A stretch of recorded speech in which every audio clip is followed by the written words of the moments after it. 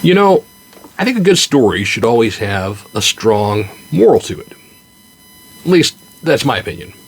Hi, I'm Blaine Shields, and I want to welcome you to my little place on the internet that I call Chatting with the Voices in My Head. It's a place where one can sit back, be enlightened, encouraged, or insulted. So many options that begin with "in." Today I want to share a few short stories, each one pointing to a truth and perhaps challenging you to look deeper at life, and hopefully to learn to see things differently and to laugh just a bit. A teacher told her class to ask their parents for a family story with a moral at the end of it, and to return the next day to tell their stories. In the classroom the next day, Joe gave his example first.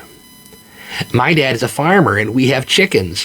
One day we were taking lots of eggs to the market in a basket on the front seat of our truck when we hit a big bump in the road. The basket fell off the seat and all the eggs broke. The moral of the story is not to put all your eggs in one basket. Very good, said the teacher. Next, Mary said, We're farmers too. We have 20 eggs waiting to hatch. But when they did, we only got 10 chicks. The moral of the story is not to count your chickens before they've hatched. Very good, said the teacher again, very pleased with the responses thus far. Next, it was Barney's turn to tell a story. My dad told me this story about Aunt Karen. Aunt Karen was a flight engineer in the war, and her plane got hit. She had to bail out over the enemy territory, and all she had was a bottle of whiskey, a machine gun, and a machete. Go on, said the teacher, intrigued. Well, Aunt Karen drank the whiskey on the way down to prepare herself. Then she landed right in the middle of 100 enemy soldiers. She killed 70 of them with machine gun until she ran out of bullets. And then she killed 20 more with the machete till the blade broke. And then she killed the last 10 with her bare hands. Good heavens, said the horrified teacher. Well, what did your father say was the moral of that frightening story? Child said, Stay away from Aunt Karen when she's been drinking. Sometimes good news isn't necessarily good news for you. In a 4-story building, there lived 4 residents, one for each floor. On the first floor lives a boxer. On the second, a professional football player. On the third, a blind man. And on the fourth, a beautiful woman. Now, one beautiful day, the woman is in the shower. She hears the doorbell ring and she yells, "Who is it?" The person behind the door yells back, "Carson, the boxer." She exits the shower with a towel and opens the door. "Great news! I won this morning's fight," he said. "Well, congrats. See you tomorrow," she answers. She gets back in the shower. She hears the doorbell again, and she yells, "Who is it?" The person behind the door yells back, "Marcel, the football player." She exits the shower with her towel and opens the door. "Great news. My team and I won today's match," he says. "Oh, well, congrats. See you tomorrow," she answers. She gets back in the shower. So much good news in one day. Incredible. In the shower, she hears the doorbell ring a third time, and she yells, "Who is it?" The person behind the door yells back, "Eddie, your neighbor."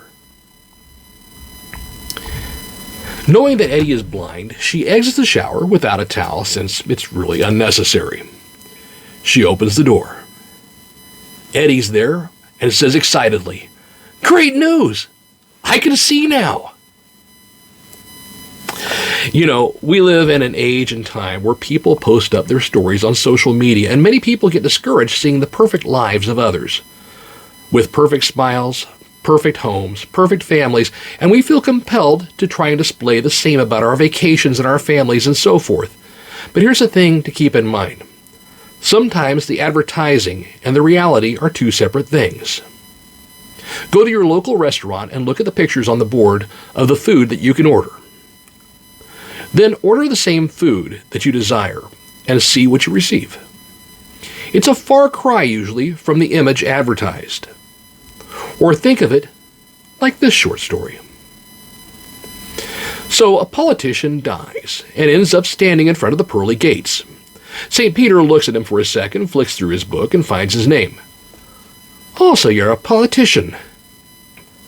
"Yes, is that a problem?" "Oh, no problem. But we've recently adopted a new system for people in your line of work, and unfortunately you'll have to spend a day in hell.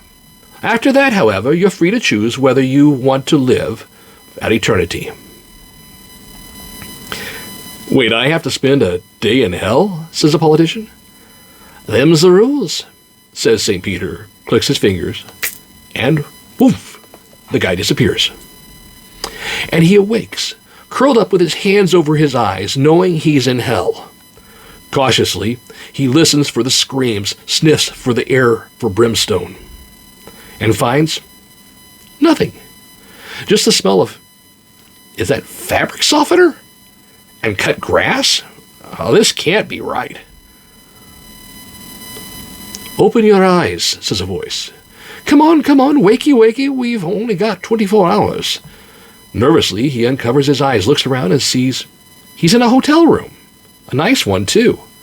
Wait, is this a penthouse suite? And there's a smiling man in a suit holding a martini.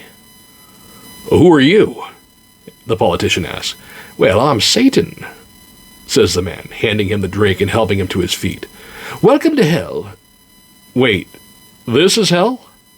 But where's all the pain and suffering?" he asks. Satan throws him a wink. "Oh, we've been a bit misrepresented over the years. It's a long story. Anyways, this is your room. The minibar is, of course, free, as is the room service, and there's an extra towel next to the hot tub. If you need anything, just call the receptionist. But enough of this. It's a beautiful day, and if you care to look outside." Slightly stunned by the opulent surroundings, the man wanders over to the floor-to-ceiling windows through which the sun is glowing, looks down, and sees a group of people cheering and waving at him from the golf course. It's one of 5 pro-level courses on the site, and there's another 6 just a few minutes' drive out past the beach and harbor, says Satan, answering his unasked questions. So they head down the lift, walk out through the glittering lobby where everyone waves and welcomes the man as Satan signs autographs and cheerily talks shop with the laughing staff. And as he walks out, he sees the group on the golf course are made up of every one of his old friends, people he's admired for years but never worked with, and people who he's worked with and admired but had long died. And then there were those who he admired before he had worked, who died before his career started. And out of the middle of this group walks his wife, with a massive smile on her face and the body that she'd had when she was 20, who throws her arms around him and plants a delicate kiss on his cheek. Everyone cheers and applauds, and as they slap him on the back and trade jokes, his worst enemy arrives as a 2-foot-tall goblin-esque caddy. He spends the day in the bright sunshine on the course, having the time of his life and laughing at jokes and carrying out important discussions, putting the world to rights with his friends while holding his delighted wife next to him as she gazes lovingly at him. Later, they return to the hotel for dinner, and they have an enormous meal, perfectly cooked, which descends into a food fight when someone accidentally throws a bread roll at the next table, where Gandhi is having some truth or dare game with Marilyn Monroe. As everyone is falling about and laughing and flinging breadsticks at each other, his wife whispers into his ear, and they return to their penthouse suite and spend the rest of the night making love as they did on their honeymoon.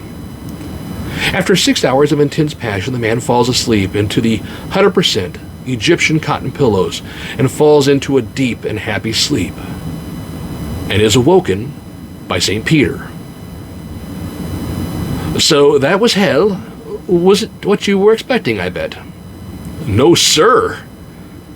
So then, says St. Peter, you can make your choice. It's hell, which you saw, or heaven, which has a choral singing, talking to God, white robes, and so on. Well, I know this sounds strange, but on balance, I think I would prefer hell, says the politician. Not a problem. We totally understand. Enjoy, says St. Peter and clicks his fingers again. The man wakes up in total darkness, the stench of ammonia filling the air, and distant screams are the only sounds.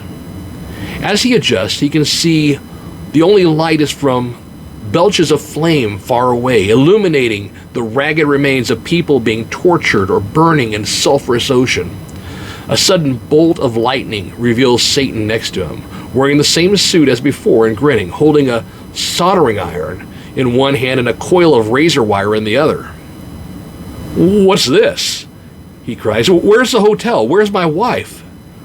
Where's the minibar, the golf courses, the pool, the restaurants, the free drinks, and the sunshine?" "Ah," says Satan. "You see, yesterday we were campaigning, but today you voted." And always remember to examine all of the evidence. A murder had been committed, and Detective Stevens was called to the scene. Detective Stevens began to examine the scene and take careful notes. 11:45, arrived on the scene. 11:45, examined the body for signs of struggle. 11:45, discovered the possible murder weapon located near the kitchen sink. 11:45, discovered that my watch died at 11:45. Stay awesome, my friends. And remember, you are loved.